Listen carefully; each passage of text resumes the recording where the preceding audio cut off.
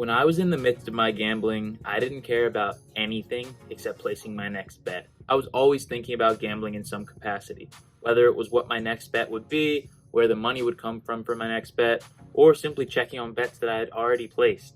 My mind was always on the move, and I was always thinking about my next bet. I never stopped to think about how it might affect other people around me, because honestly, it didn't matter at the time. But now looking back, I made a lot of mistakes in my past that I don't want you to repeat. So in today's video, we're going to be talking about the impact that we have on those around us and why it's so important to get the help that we need to stop gambling if you are indeed addicted to it. My name is Rob and I'm a recovering compulsive gambler. I made my last bet on November the 12th of 2022, and since that point, I've made it my personal mission to come online, talk about the truth about gambling and the truth about gambling addiction, in hopes that you can get into recovery for a gambling addiction faster than I did. So if that's of interest to you, please smash that subscribe button to stay up to date on the content that I create here. Welcome to our community. So who is affected by our gambling? I mean, obviously we're affected because we're putting ourselves into a bad financial situation, we're messing with our own mental health, and we're becoming irritable people that aren't really good to be around for anyone. So it's damaging relationships on our side. But who's on the other side of those relationships, and what's the effect on them when all that we can think about is our next bet? Well, first, there's immediate partners. So you could have a relationship going during the time that you're gambling, but for the most part, if you're a gambling addict, your top priority is the bet, and it's not the relationship. So really, you're in a relationship, but you're not fully present in the moment.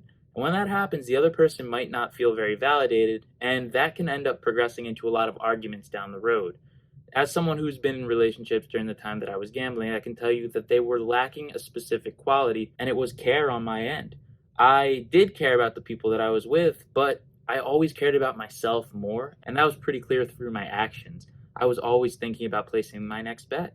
I wasn't thinking about going on a date, or when I was on a date, being present in the date. I was thinking about what action was going on behind the scenes, or even on the TV behind the person, so that I could see how my bets were doing. And that's not a really good way to be living your life, because you're always concerned about something, you're always anxious and on edge. Even if it goes well, you're never really focused on the moment. And when you spend enough time not focusing on the moment that you're in, where are you even living? What are you even experiencing? You're just experiencing the next thought. You're never actually appreciating anything that you have or being thankful for that moment. Beyond immediate partners, then you have your friends and family. So my family wasn't really fully aware of how much damage I was actually doing with my gambling. They knew that I gambled, but when they found out the exact numbers and the exact amount of time that I was putting into the bet, they were obviously very concerned, and that's when I started to get help, of course, is when I told them. But during the time that I was gambling, family events, they were on the side burner. I'd still go and I'd still be there and put a smile on my face, but even at an event like a Thanksgiving dinner, I'd be trying to see what the score of the football game was from the other room because I had money on the over or the under. It was consistently having action going doesn't allow you to slow down and appreciate what's right in front of you. And I think that's what's very important. So again, stretching that even further, being out with friends, you could be out at a party, you could be out at a restaurant or a bar, and you could be checking bets on your phone. You could be walking off to the bathroom to go check on bets. And that's going to really hurt your experience there with your friends, but also their experience with you. When you're not present in the moment, people can tell, even if they don't say anything to you right away. And if you're always thinking about something else, if your mind is always wandering, the strength of your friendship or relationship is going to suffer as a result. Now, these are just some of the smaller consequences because as you extrapolate larger, things get even worse. Now, imagine that you have a wife or a husband. What happens to your joint finances if you're addicted to gambling is that you're going to end up spending too much money. Even if you're not taking it from the other person, you're putting yourself in a bad financial situation that might require a bailout later down the road. So even though you're thinking that you're only hurting your finances, you're putting yourself in a position where you might need help down the road, and that could really hurt someone else's finances. And of course, a gambling addiction is more than the financial consequences. That's why people who are gambling addicts are struggling. It's not just about the money. The money for us is the fuel by which we continue to stay in action, but there's a lot of emotional problems that arise with a gambling addiction. Those emotional problems can really reflect poorly on relationships going forward as well. So if you're really irritable because you continue to lose your bets, you might be short-tempered with your partner, and you might say something like, "This is all your fault," or "Leave me alone," or "Don't talk to me today." And they won't really understand why. So it's really just hurting the bottom line of your relationship again. The thing is, with gambling addiction, you're doing things that are getting you frustrated in your own head, but you're taking it out externally. So whether it's taken out by you ignoring someone, giving them less attention, or getting angry at them, none of these things are necessarily positive. And so with a gambling addiction, we continue to find ourselves devaluing our relationships and making things just worse overall for everyone around us. It's no surprise that my relationships in the past did not work out. And, it wasn't fully just because of gambling, there were other aspects at play, but it definitely didn't put me in a good position to be patient or be a good listener when I was concerned about how many rebounds LaMarcus Aldridge was going to get while we were in a fight.